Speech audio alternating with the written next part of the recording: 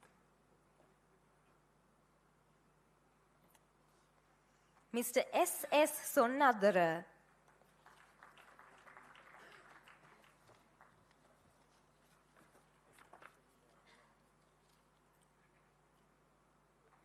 Miss N.C.O.W. Nanayakara.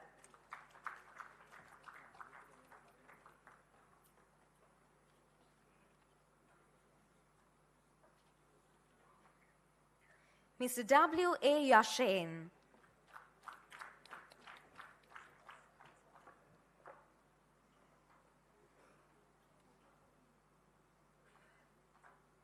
Miss P.H.D. Tilakshi.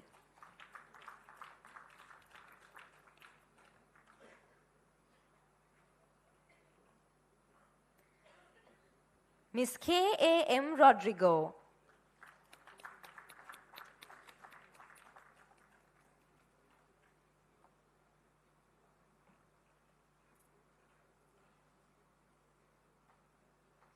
Mr. W.M.G. J.B. Vanasinghe.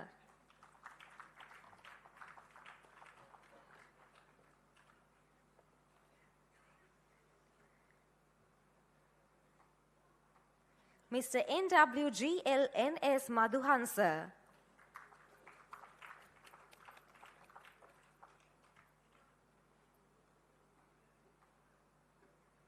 Miss K.N. Kumarasinghe.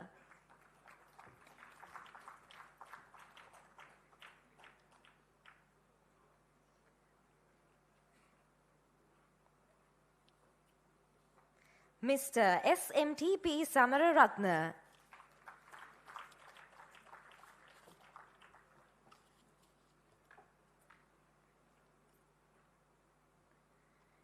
Mr. U.G.S.M. Gunavardhana.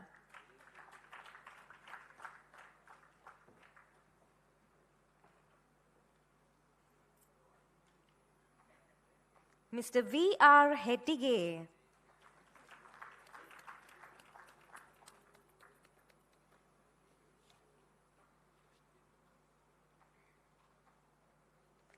Mr. H.K.P.U.K. Kumaratunga.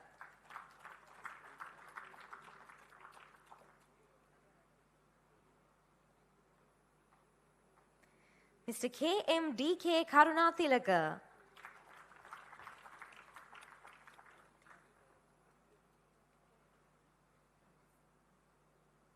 Mr. W.G.C. Prabhakshana.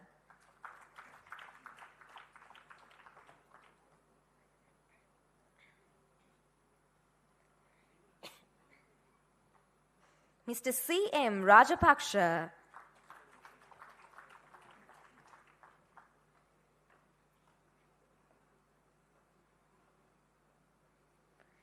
Mr. G.K.D. Prematilaka.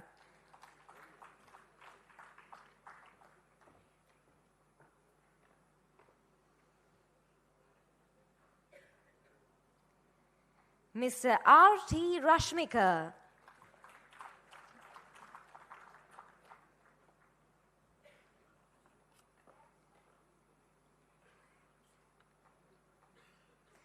And Mr. U. Visnujan.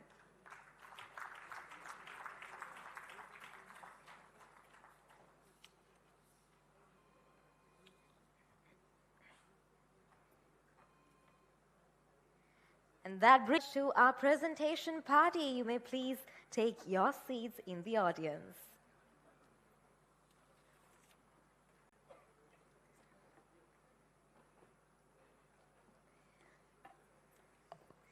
Ladies and gentlemen, we have come to the end of our award presentations. So a heartfelt congratulations goes to all the award recipients. We hope you put this achievement to good use. This achievement, this accomplishment shows your dedication to your profession, your readiness to contribute meaningfully to the engineering technology profession in Sri Lanka and beyond. So ladies and gentlemen, shall we give them all another massive round of applause? Congratulations to all of you once again, the new members and the associate members of IIESL. With all of this celebration, ladies and gentlemen, we now turn our attention to an exciting and forward-looking initiative of the institution, the IIESL head office building. So this is currently under construction, and upon completion, it will stand as a permanent home for the institution. So we have a special video presentation prepared for you that will give you an idea about the design, the progress, and the vision of this head office. So I'd like to invite all of you to please direct your attention to the screen.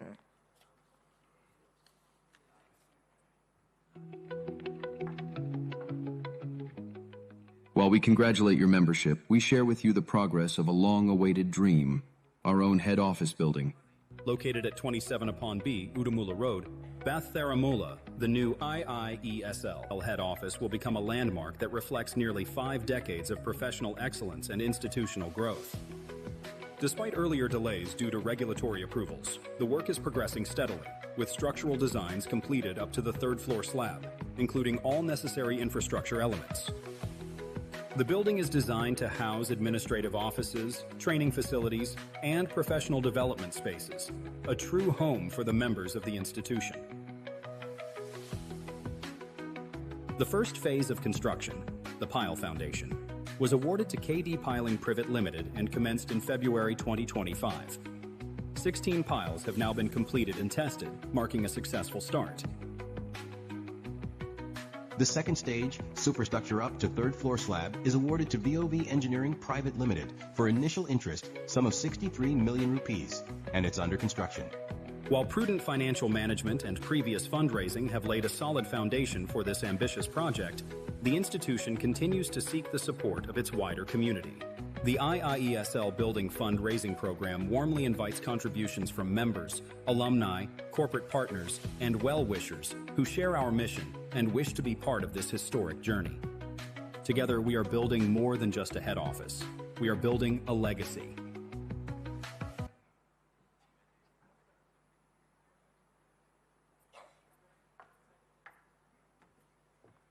Ladies and gentlemen, after that glimpse into this new project, we have almost come to the end of our formal proceedings, but before we wrap things up, we definitely must take this moment to say a big thank you to everyone who contributed to the success of this event, along with the journey leading up to it. So to do the honor of expressing our heartfelt gratitude, I would like to invite on stage Engineer M.E.P. Thenakon, Secretary of IIESL.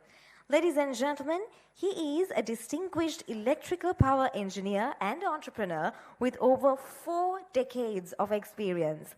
A graduate of the University of Moratuwa, he began his career at the State Engineering Corporation and the Ceylon Electricity Board, where his performance earned him a specialized scholarship in Singapore in 1993.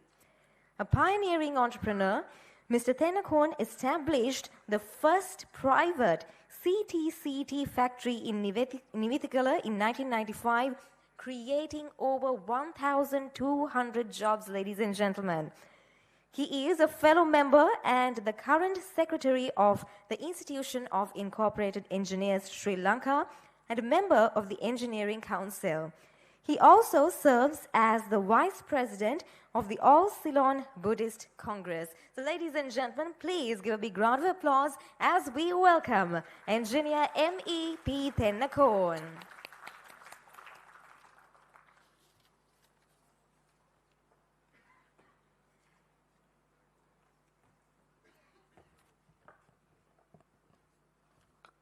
Respected Chief Guest, Honorable Minister of Housing Construction and Water Supply, Honorable Dr. H.M. Susil Ranasinghe, Guest of Honor, Deputy Minister of Education and Higher Education, Honorable Dr. Madhura Seniratna, special guest, distinguished invitees, past presidents, trustee, members of the Council of Management, membership recipients, ladies and gentlemen. As we come to conclusion of this membership award ceremony, it is my privilege to propose the vote of thanks. At the outset, we convey our to propose gratitude to our chief guest, Honorable Minister of Housing Construction and Water Supply, Honorable Dr. H.M. Susil Ranasinghe, for graciously accepting our invitation and for honoring this occasion with your extreme presence. Your valuable address, English and Sinhala and insight have greatly enriched today's proceedings. My sincere thanks our guest of honor, Deputy Minister of Education and Higher Education, Honorable Dr. Madhur Senaratne and Dr. Senaratne and other distinguished spending their valuable time and for being part of this celebration. Your support and guidance continues to motivate us in our journey. We now turn over sincere appreciation to our distinguished special guest.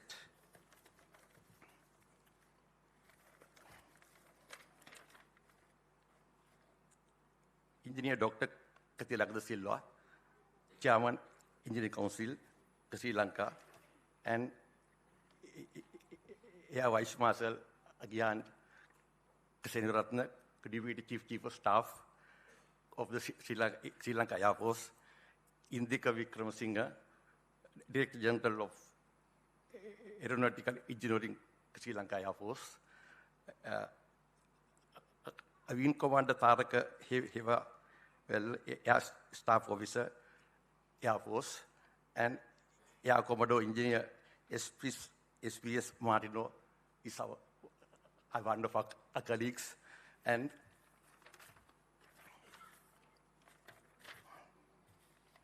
my special appreciation goes to the keynote address, keynote speaker, Vice President of IIESL, Senior Professor, retired Dr. W. Vimalavira. Your words encourage of our new members of IIESL family. I would like to express my heartfelt thanks to past President, trustees of IIESL for gracing of this occasion. You added special graveness of the ceremony. Special thanks to Engineer Mrs. Chitra Boseju, Director Oceania Group, our company. I take this opportunity to congratulate all fellow memberships, recipients, and newly inducted members. This recognition reflects your professional commitment, excellence, and contribution to the field. We are proud to have you associate with our institution and look forward to your active involvement in advancing our shared objective. My special appreciation to the President IIESL and the Council of Management, especially the Vice President of the Chairman Membership, Dr. Jayanta Hettiarachchi. The Functional Committee and his team were whose dedication, planning, and hard work ensured the smooth and successful conduct of this event. And I'm happy to mention the great support extended by office staff of IIESL. Without your dedication, we won't be able to have great ceremony like this. The direct and staff of the BMSC also should be thankful here, and you all are serving us, and every year it is highly appreciated. I thank all creating partners of BMSC, the Mount Lavinia Hotel also. I appreciate presence of all media personnel, including our camera crew, for the valuable service current here for not only this occasion, but in every function created of IIESL. I apologize if I have missed any individual. Thank you all. Have a wonderful evening.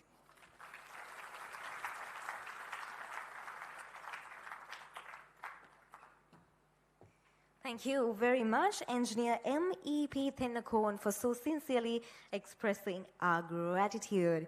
Well, ladies and gentlemen, with that, we close the curtains on IIESL Awarding Ceremony 2026. So on behalf of IIESL, I would like to thank all of you present here for your support, time, and attention. Now, although we are concluding the formalities, we are continuing the celebrations and conversations, so please do join us for refreshments and fellowship. Once again, congratulations to the new members and associate members of IIESL. We wish you continued success.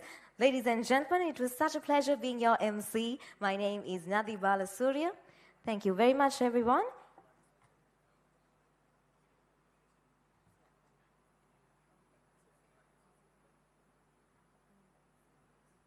And before we conclude, I have one announcement for the new members of IIESL. Once you have your refreshments, please return to the hall. So this is for the members of IIESL, the new members.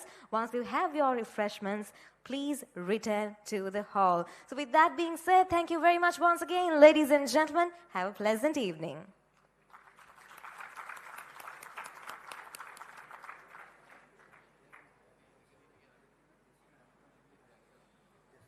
Ladies and gentlemen, we would like to request all of you to please remain in your seats till our dignitaries and special guests leave the hall.